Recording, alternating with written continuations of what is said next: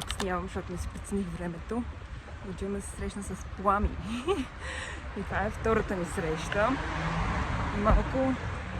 Къде съм? Влога. Ти си го води влога. Здравейте. Аз имах оговорка с Айрин и просто ми беше писала да дойда след 12 часа. И Таня, както очаквано, когато и каже, че съм някъде, тя просто цъфва. Да.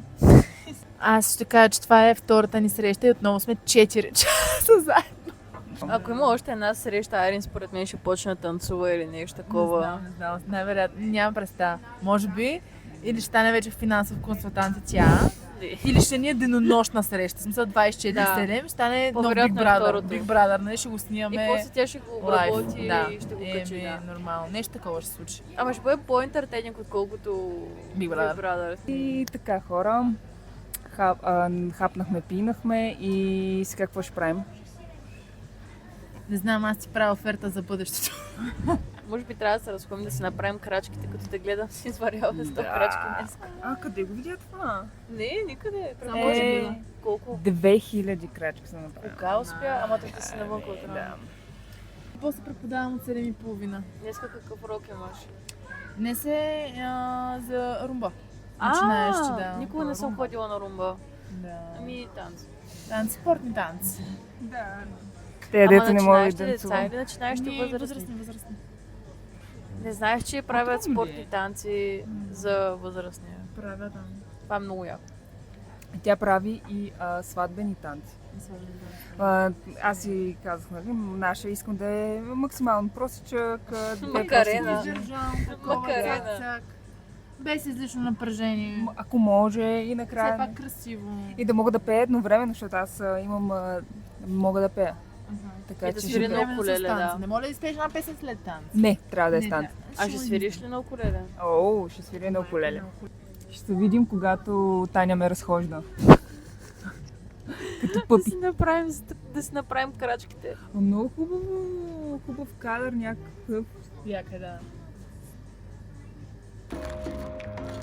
Спокойно, само иска тя. Колко съм висока. Здравейте, хора! Тук съм с моята наркозависима приятелка.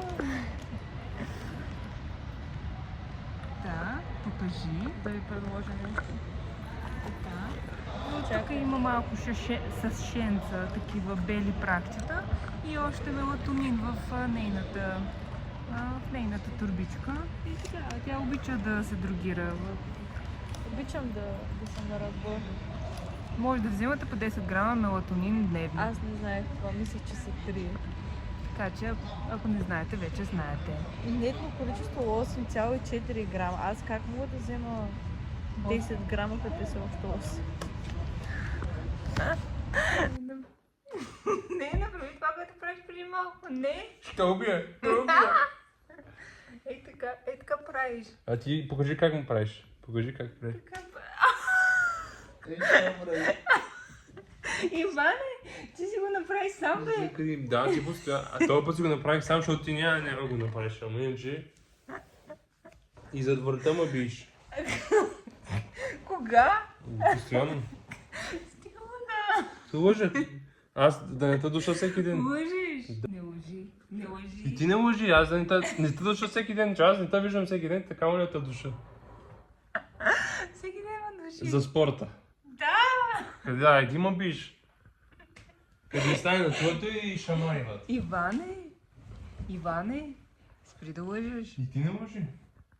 Буквално, милен съм те удрил. I beg, man, I beg you. Please, calm down. Please. Ти кажи, че не те душа, аз не... Не ме душиш. Еми ти ме биш. Всичко беше шега. Иван никога не ме е душал. Айде, само 2-3 пъти ме ударява.